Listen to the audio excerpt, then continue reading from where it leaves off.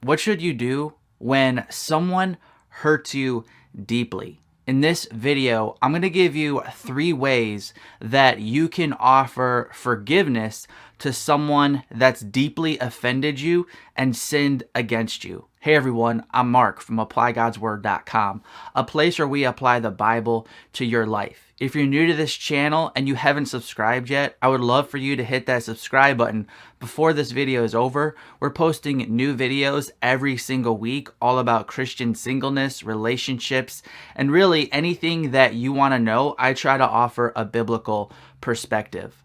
The first thing that you're going to want to remember, if you're in a situation where someone has hurt you deeply and you know that as a Christian you're called to forgive them, but you're struggling to do that, is that the first thing you're going to want to remember is that forgiveness and reconciliation are not the same thing. A lot of times people struggle with the commandment to forgive everyone who's sinned against you just as God has forgiven us, is because it feels like we're just sweeping someone's sin under the rug and they're just getting off, and we just have to pretend like that didn't happen, but we're deeply hurt. So that seems more hurtful to us just to say, oh, I forgive you. Well, the reality is, as a Christian, you are called to forgive every single offense that happens to you, no matter how bad it is, but you're not called to be reconciled to every single person that hurts you in a damaging way. The difference between reconciliation and forgiveness is that forgiveness is when you're no longer holding the debt against that person, especially in the spiritual sense, where you believe that that person should be condemned for their sins against you. Forgiveness is saying, I forgive you and I release you of the penalty that you rightfully deserve to pay. Reconciliation is very different in that it's when a relationship is restored to what it once was before the offense occurred. So if two people are reconciled, which is good and biblical, and that should always be the goal if possible, reconciliation would mean that you guys go back to having the same relationship or working towards that same relationship that you had before the sin and offense occurred.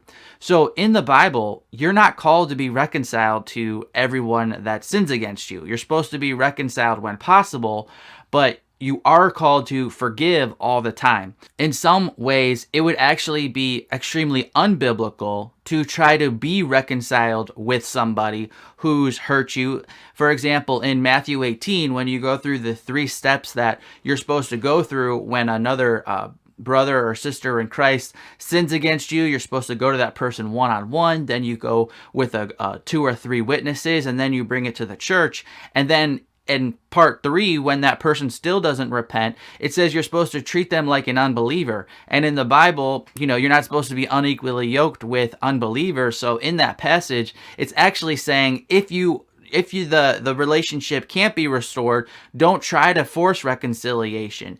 It's unhelpful to be reconciled with a rebel. Like, God doesn't just say, it's okay, come into my presence in your sin, and no matter what, I'm just going to let you in. He pays for that sin with the blood of Jesus Christ. So even though you can offer forgiveness to every single person in your heart because of the sacrifice of Jesus Christ, that doesn't mean that you have to have the restored relationship again. And in extreme cases where something criminal happened or something abusive happened, God's not saying, hey, allow yourself to be abused again, or hey, don't report that crime to the police. That's unbiblical. But even when something terrible like that happens, as Christians, God's called us to forgive that attacker, but that doesn't mean you need to be reconciled and act like that couldn't happen again. We're still called to guard our heart, as it says in Proverbs 4:23. The second way that you can offer forgiveness to someone who's hurt you deeply is through your faith in God. Ultimately, we're unable to offer this amazing grace to people because when God's not in the picture and when we're not living from the grace of Jesus Christ, we act like normal humans. And normal humans, at our best, just can do what's fair. That's what the best of humanity is fairness. And scripturally and biblically, Christians are called to treat people better than fair. We're not just called to say, hey, you deserve this, you deserve that, and just offer justice. We're actually called to treat people better than they deserve. Why? Because we're image bearers of God, and that's what He does to us. So the only way you're really going to be able to offer forgiveness to someone who doesn't deserve that forgiveness is through your faith in God. The more faith you have in God, the more you're going to be reflecting His character. And when you reflect God's character, you're going to be able to offer people things they don't deserve, like this lavish forgiveness. For example, in 1 John 2, verses 4 through 6, it says, "Whoever says, 'I know him,' but does not keep the commandments is a liar, and the truth is not in him. But whoever keeps his word, in him truly the love of God is perfected. By this we know that we are in him. Whoever says he abides in him ought to walk in the same way as Jesus Christ." So when we truly have faith in God and we know God, it's going to be reflected in our actions. And as God has forgiven us, now through the grace of Jesus Christ, we can forgive others. And finally, point 3, very similar to point 2, but this one's more of a practical thing to see how God forgives us. How does He do it? God forgives us not just because He loves us, not just because He wants us to be in His presence. Ultimately, God forgives us because of Jesus Christ's sacrifice on the cross. Again, God didn't just say, hey, I love you so much, I'm just going to let it go, or I'm just going to sweep your sin under the rug, or I'm just going to turn a blind eye.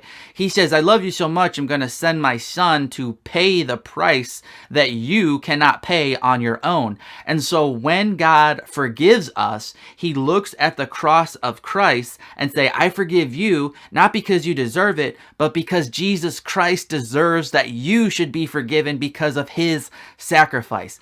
Jesus deserves for you to forgive the person that has wronged you. We owe it not to the person that has wronged us. We owe it to God and the sacrifice of Jesus Christ to forgive those, because that's why He came.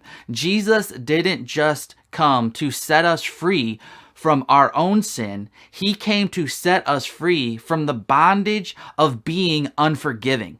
One of the most important things, if you want to be free in your heart, is not only to receive forgiveness from God and from others, but to also offer that forgiveness to those who've wronged us. And without the sacrifice of Christ, we couldn't do that. But when we look at the cross and say, you know what? That person who wronged me doesn't deserve my forgiveness. They deserve to pay for what they've done to me. But Jesus Christ took that person's penalty so that God could put the righteousness of Christ onto that person. And He did the same thing for us. He put our unrighteousness on Jesus so that He could put Jesus's righteousness on us. That's what it says in 2 Corinthians 5:21. God made Him who knew no sin to be sin for us so that we might become the righteousness of God. So in summary, the only way you're really going to be able to forgive someone who's hurt you and wounded you deeply is by looking at the cross of Christ and realizing the sacrifice of Christ is more than enough to pay for this person's debt. Well, I'm Mark from ApplyGod'sWord.com. Again, don't forget to hit that subscribe button if you haven't already. I'd love for you to join what the Lord is doing here on the AGW channel. Thanks so much for watching, and God bless.